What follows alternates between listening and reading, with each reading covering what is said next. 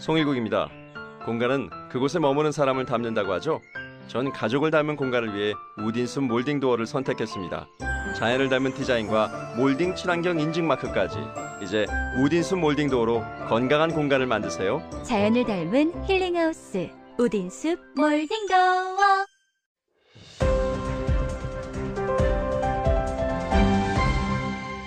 경제를 생각하는 사람들의 즐거운 습관. 이진우의 손에 잡히는 경제.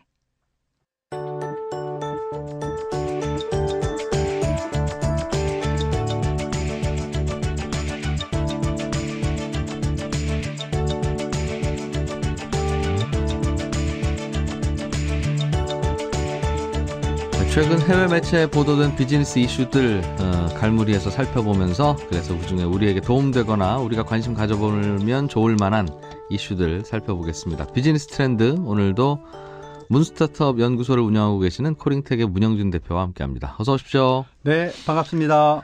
예, 요즘 그 스마트 스피커라고 합니까? 네. 그 책상이나 혹은 거실에다가 네. 뭐 하나 그냥 꽃병처럼 원통형으로. 올려놓고 네. 뭐라고 부르고 둘이 대화하고 그런 스피커 많더군요. 우리나라도 두 포털 회사죠. 두 회사가 각각 스피커 내놓고. 네. 우리나라에서도 작년부터 좀 본격적으로 나오는 것들 같습니다. 미국에서 먼저 시작한 비즈니스죠, 이게? 아, 그렇습니다. 이게 저희가 몇 년 전에 그 따뜻할 때 말씀을 드렸었는데요. 2014년에 아마존에서 에코 스피커라고 처음으로 출시를 했죠. 아마존 에코. 네. 예. 그게 처음에는 아마존도 그렇게 대박이 날 거라고 생각을 안 하고 한번 출시를 하면서 프라임, 돈 내고 쓰는 고객들을 상대로 해서 네. 한번 써보세요라고 슬그머니 출시를 했었습니다. 에코라는 이게 그러니까 스피커가 내 말을 알아듣고 네. 말도 할 줄 알아서 네. 야, 좀 날씨 좀 이런데 어울리는 노래 좀 하나 틀어봐라. 그러면 그 말을 알고 틀어준다는 거잖아요. 그렇죠. 그리고 뭐 옛날에 동영상 보면 내가 몸무게가 몇 킬로나 될 것 같니 물어보면 그 음식을 먹으면서 물어보면 음식 먹으면서 물어보지 마세요. 뭐 이런 답도 하고 그랬었거든요. 그러니까 굉장히 그 지능을 쓰면서 답하는 스피커였습니다. 네. 그런데 얼마나 네. 팔렸어요? 아, 공식적으로 몇 대가 팔렸다라고 얘기하고 있지는 않는데요. 네. 그 전문가들이 대략 분석을 해보면 미국 기준으로 약 1,500만 대 정도가 팔렸다라고 얘기를 합니다. 1,500만 가구에 들어가 있다는 뜻이네요, 거의. 그렇죠. 뭐 한 가구에 두 개 있을 있는 수는 경우도 있긴 있겠으나 하겠지만 적지 않네요. 대단히 많은, 생각보다. 네, 대단히 많은 숫자죠. 금액으로만 따져도 판가 기준으로 하면 뭐 1조 원이 훨씬 넘을 겁니다. 뭐 그거야 많이 남기고 팔지는 않았겠습니다만 아마존 에코 말고도 뭐 그 여러 가지 비슷한 기능을 하는 다른 스피커들도 있잖아요. 아, 작년에 구글에서 스마트 스피커를 출시를 했고요. 네. 애플에서도 비슷한 제품을 출시하겠다라고 해서 아마 올 초에 진행이 될 것 같고요.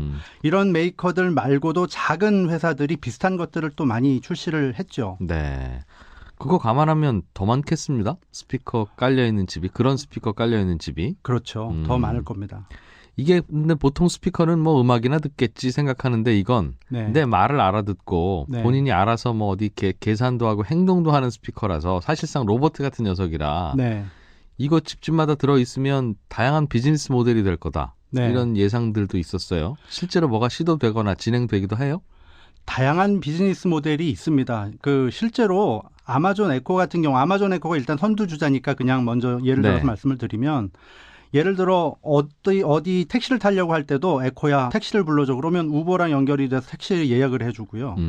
그다음에 심지어는 돈을 송금을 할 때도 나 이진우 기자한테 10만 원만 송금해줘. 그러면 은행이랑 연결이 돼 있어서 송금도 가능합니다. 나머지 뒤에 건 다 알아서 한다 이거죠? 네. 오. 뭐 피자 배달도 가능하고. 예. 그러니까 음악을 단순히 듣는 거 외에 다양한 기능들이 있죠. 그리고 구글 같은 경우에는 스케줄도 구글 캘린더나 이런 것들이 이메일이 연결이 돼 있으니까 네. 스케줄도 알려주고 또 메일 온 것도 또 소리로 들을 수도 있고 그렇습니다. 저는 사실 이거 하나 있어도 네. 아무리 혼자 있는 공간이라도 기계랑 둘이 얘기하는 게 좀 어색해서 그래서 이거 어색하죠. 쓸까? 그냥 네. 내가 그냥 저 웹에서 찾아서 내가 피자 주문하지 이걸 뭐 그런데요. 네. 집에다 저도 이런 스피커를 하나 사서 네. 아이들한테 줘봤습니다. 예. 하루 종일 갖고 놀더군요. 대화하면서. 아, 그래서 이건 새로운 세대들에게는 네. 이게 OS구나. 그러니까 운영체계. 네. 우리가 키보드에 익숙해져 있는 것처럼 이들은 네. 그냥 말로 하네. 자연스럽게 이런 생각을 한 적이 있어요. 미국에서 조사를 해보니까 이제 스피커긴 한데 물어보잖아요. 뭐 상당부 한 40%는 부엌에 마루에 놓고 한 20%는 주방에 놓는데 이렇게 얘기를 하고 물어보고 나서 오늘 날씨가 어때? 그렇게 묻고 나서 답을 하면 사람들이 땡큐, 고마워 이렇게 답을 한대요. 사람이? 네. 그러니까 그냥 어떤 사람처럼 그렇죠. 그냥 부지불식간의 생각들을 하는 모양입니다. 그냥 말을 할 줄 아는? 네.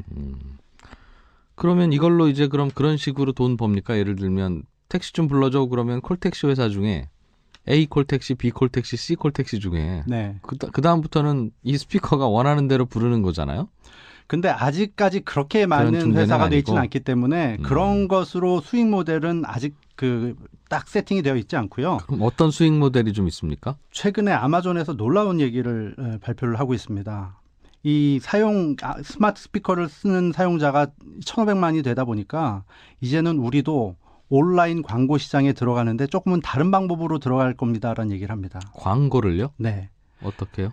지금 미국의 온라인 광고는 시장은 주로 구글하고 페이스북이 두 회사가 거의 독과점을 하고 있거든요. 예. 그러니까 주로 이메일이나 온라인 상에 이제 서칭을 할 때 광고를 하는데 사람들이 서칭이나 어떤 여러 가지 인터넷과 관계되는 것을 말로 하다 보니까 사람이 듣게 하는 광고를 이 스마트 스피커에 넣겠다라는 얘기를 하는 겁니다.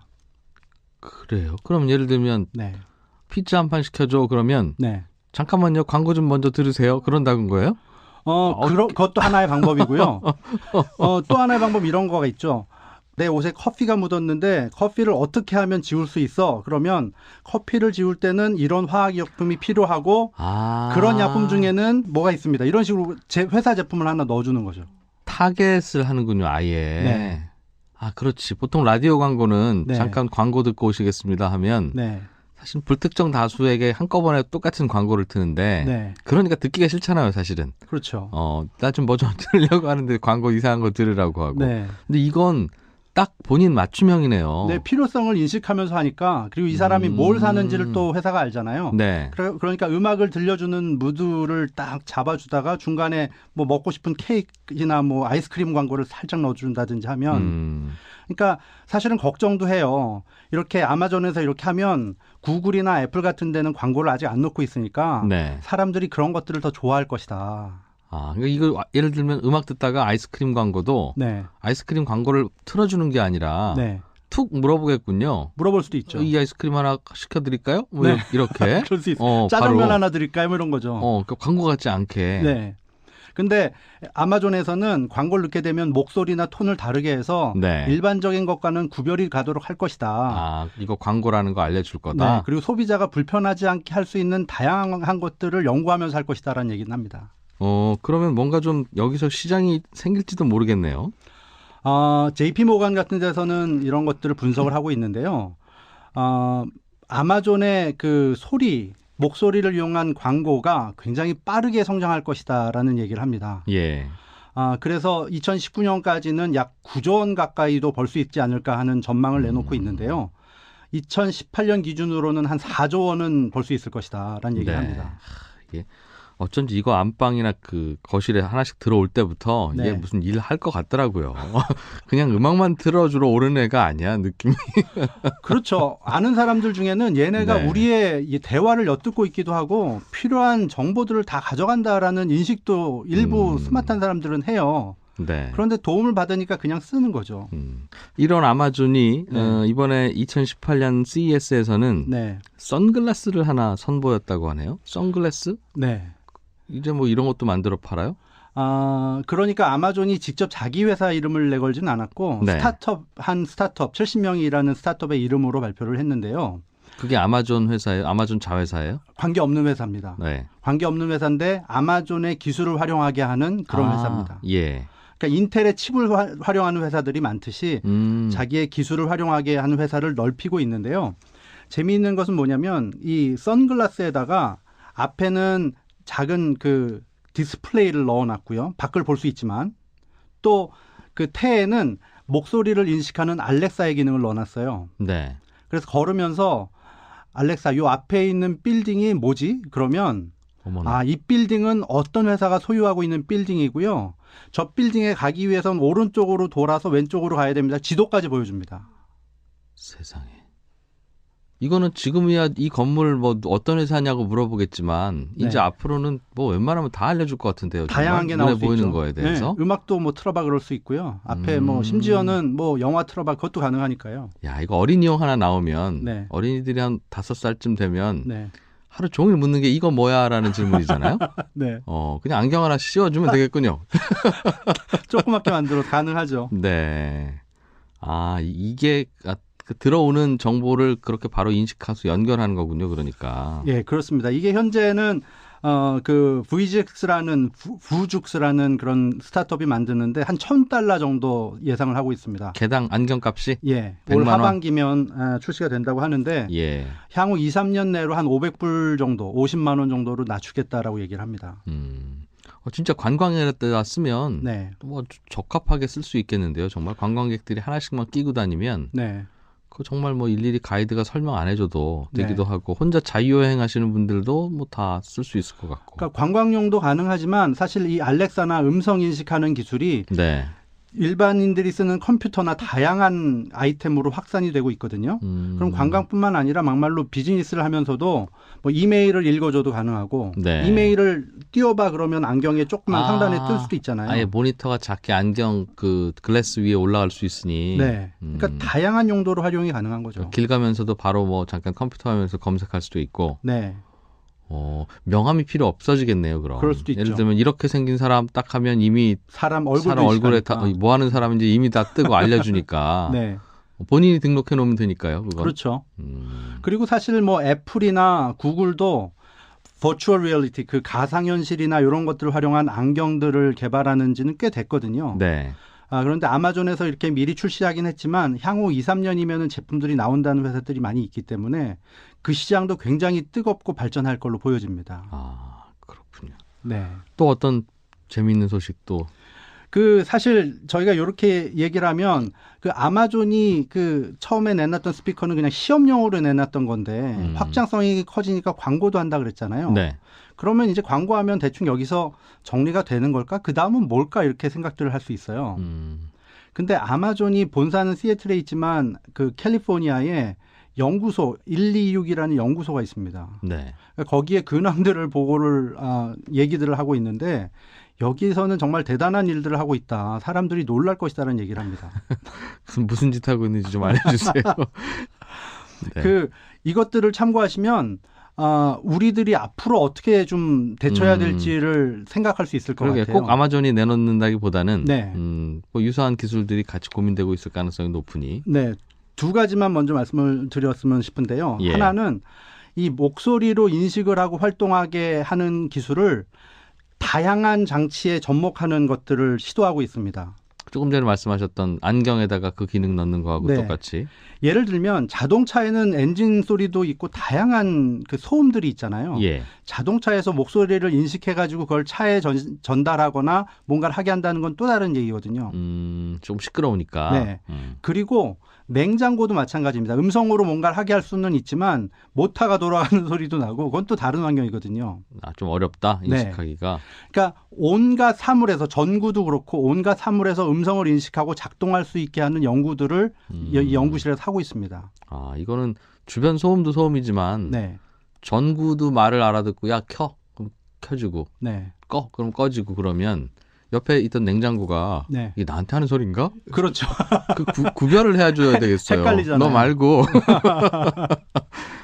그게 오히려 더 고민이겠군요. 그런데 그걸 위해서 아마존에서 하고 있는 게 있어요. 뭐냐면 여러 개발 업체들이 있잖아요. 전구를 개발하는 업체도 있고 냉장고를 개발하는 업체도 있고 이 업체들이 음성 인식을 연동해서 활용할 수 있게 하기 위해서 프로토타입을 제작을 위한 모듈을 수백 달러, $300, $400에 팔고 있어요.